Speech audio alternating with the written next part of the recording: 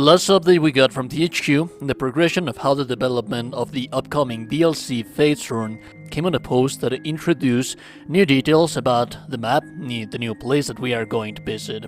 Yesterday, there was another little update that presented the Chaos Realm to us, adding a little bit more of information in the upcoming DLC. What is up, you damn gorgeous and beautiful gamers? Welcome back to Role-Playing James, this merry old corner in the internet where we like to discuss about RPGs, mostly. If you find the information useful, if you like the content, please do me a favor, spare me a like in the video, it really helps me like you have no idea. And also, if you haven't already, subscribe to the channel. You might actually find interesting stuff if you browse around in the channel. We discuss, like I said, RPGs in here. That out of the way, let's get right into it. Now, there are a lot of new things that we know about the DLC. Lots and lots of things that we know about the DLC. But first, let us go through what was stated yesterday. Apparently, they took much more time than they expected at the beginning of the development of the DLC, because the tools made to build the world were no longer usable. They were no longer available. The original tools for the original vanilla game. That was covered previously here in the channel, since Rain Hot Police did said such in an interview a few months ago, quite a lot of months ago. Fortunately, that probably means that there will be a slight change in the graphics quality. We are speaking about a slightly, fairly dated graphical game in here. But nevertheless, since they did develop the new tools to create a DLC world, it could potentially mean that it might actually be like not huge of a change, but at some extent, at some degree. It is said in the recent article, which you can find in the video description, that it should take them but a few weeks to wrap up development, so that the release of Fatesworn might be really close to us already. They also provided a little bit more information about the place that we will be visiting in said DLC, the Chaos Realm, which reads as it follows. It begins as a tear, a small gash in the fabric of reality, before widening into gaseous purple maw emanating whispers. The hideous shriek of the Niskaru will be the last thing you hear, as chaos comes to Amalur.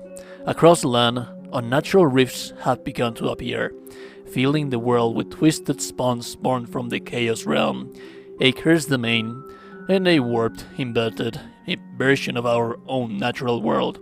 Some dare to enter these haunted portals only to find themselves hopelessly lost, prey to a labyrinth of tangled pathways, tainted magic, and ravenous beasts. Are these the end times? Regardless of scholarly opinion, one thing is true.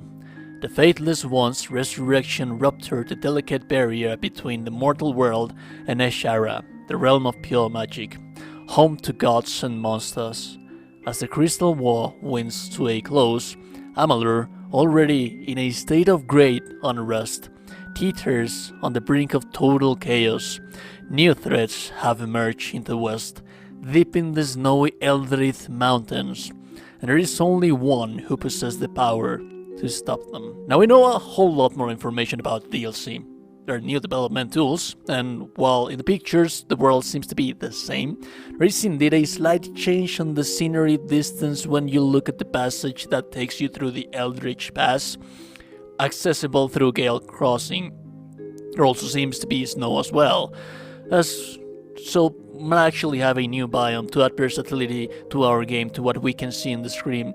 It also there seems to be a slight change on the color palette for the dungeons, but mostly nothing inside of them seems to be changed with new assets. We know the name of location of several places of the DLC, and at least at some extent how will they look like. Gale Crossing, which is a town that functions as a base for travelers and adventurers that seek passage throughout the Eldritch Mountains. The Eldritch Mountains seems to be the snowy place where our Faithless One fights against the Niskaru in the trailer. We have the Chaos Realm, which is known as Ashara, and seems to be homeland to both gods and monsters.